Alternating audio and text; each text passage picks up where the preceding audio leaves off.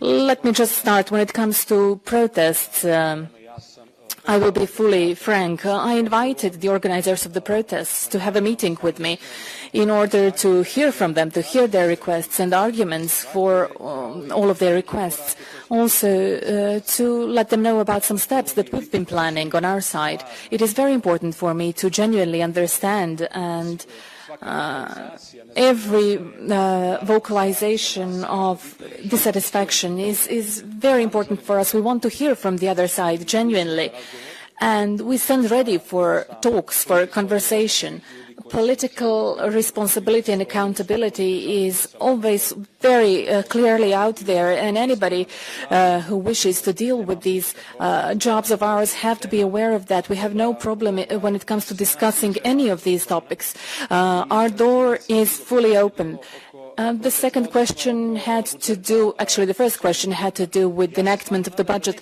I really believe and hope that the boycott of Parliament will not take place and that we will manage to see this through. As you have seen for yourselves, I don't see any insurmountable impediments for cooperation between the government and the opposition amongst the parliamentary parties in general.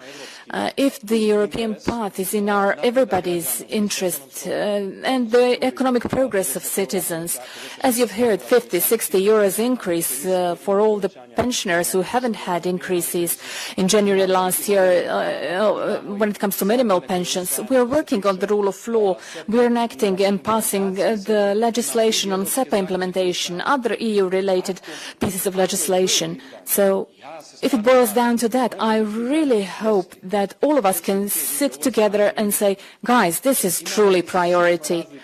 Certainly there are some differences and discrepancies in our opinions. All right, let it be. But let us handle these issues. We stand open to converse, to find solution through compromise.